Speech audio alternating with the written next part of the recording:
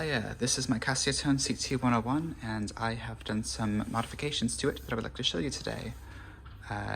I've got bit crush, glitch, a poly switch which does some unique things, a detune knob, a vibrato mod, vibrato speed. This is like vibrato depth, and you've got a DAC switch which does turns on and off the the sort of audio correction filter outside of the digital chip that you get on the inside. Octave switch, low pass filter, and high pass filter. And yeah, so this is your standard Casiotone sound. You know, your piano sound, just number one on the tone memory. And this is what it sounds with the DAC switched off. A lot more, you know, a lot brighter and a lot more square wave sounding. So it's quite fun.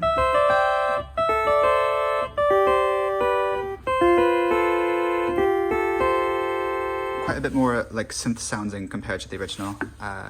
So yeah, these is just a basic kind of low pass filter. Kind of replicates the original sound a bit. Just yeah, six decibel per octave. Quite, you know, it just sounds like a guitar tone knob. That's basically it. And yeah, they got the high pass filter as well, which sounds fun. It's just the high pass filter. It's nice to have like for like live performances and such. Octave. This brings it down an octave from its original setting, so you can get quite a lot more use out of a lot of these sounds. It's quite fun. Kind of reminds me of Mario a bit. I forget the tune, but yeah. So then you've got vibrato speed and vibrato mod. So if you're playing with the standard setting on here on piano, I'll do. You get this is your standard, and then with the slow, you get a bit more.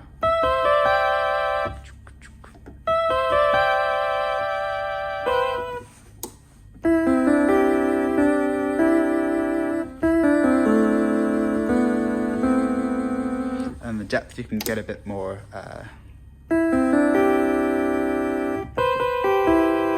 Just kind of in the background bit.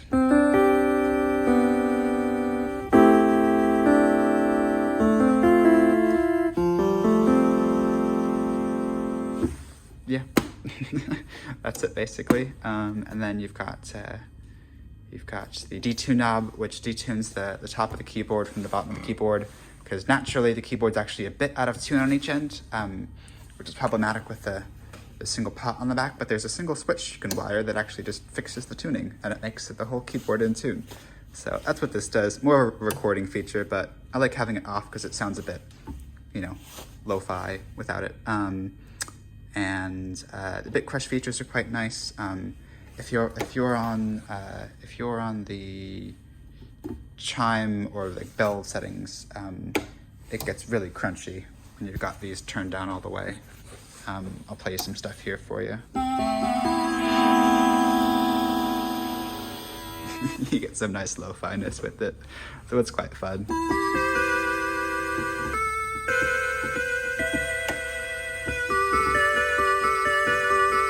This kind of sounds like a, you know, like an SNES or something.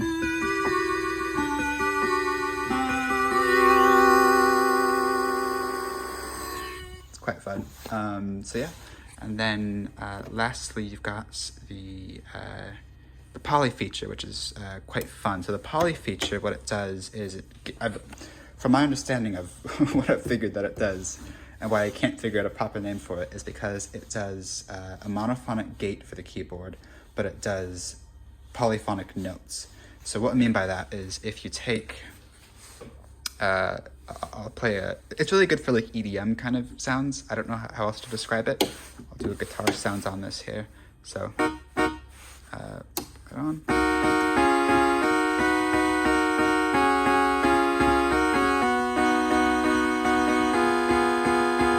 It's like a single gate and when you lift your hand up and play it again, it cancels all the previous notes. So it's really nice to sort of fix up your playing if you're not a great player.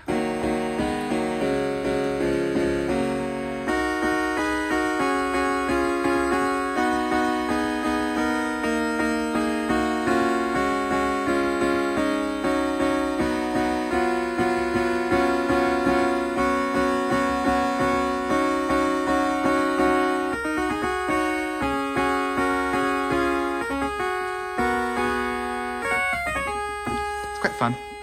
Yeah, so that's nice. Nice with some organ sounds as well. You know, you can really get some.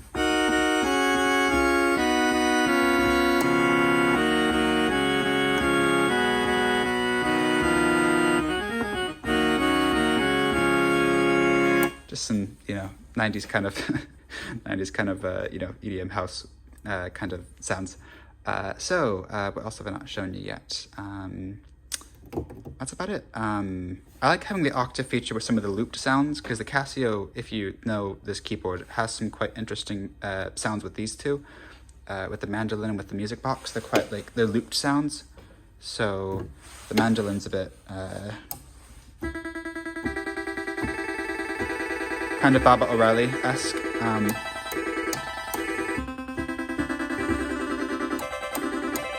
But it's quite fun to have like an instant just octave switch whenever you want it, even with like live or held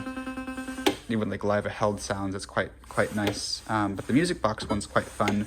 It reminds me of like the Chase Bliss Therme, if you know that pedal. I can try to play that here for you.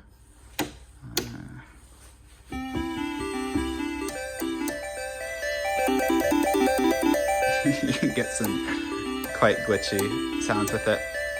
It's quite fun.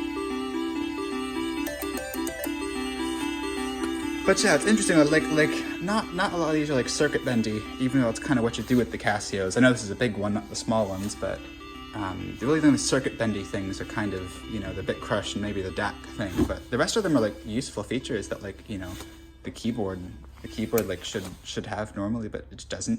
You know, like your only two functions normally are just these two, unless you've got the one that has the percussion here. But that's about it, really. So yeah, my favorite sound with this, you know, modification matrix thing I've got going on is the guitar sounds with a bit of vibrato on the low depth, high mod, bit crush stuff all the way down, poly on, octave down, maybe a bit of filtering down, and then DAC off. You get some really kind of like synth kind of sounds.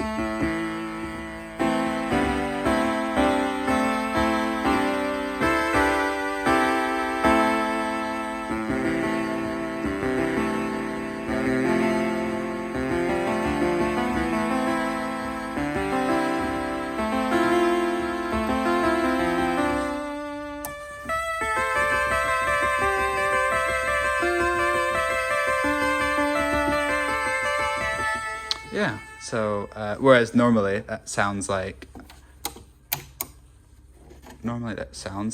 this. Just completely different. So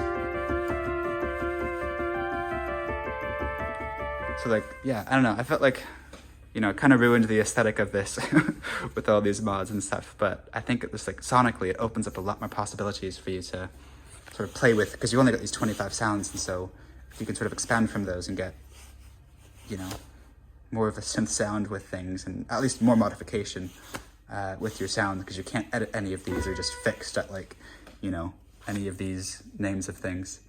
So it just adds a lot more functionality to a synth that I got for like 60 quid. So yeah. So yeah, that's about it. Thank you for watching, and yeah.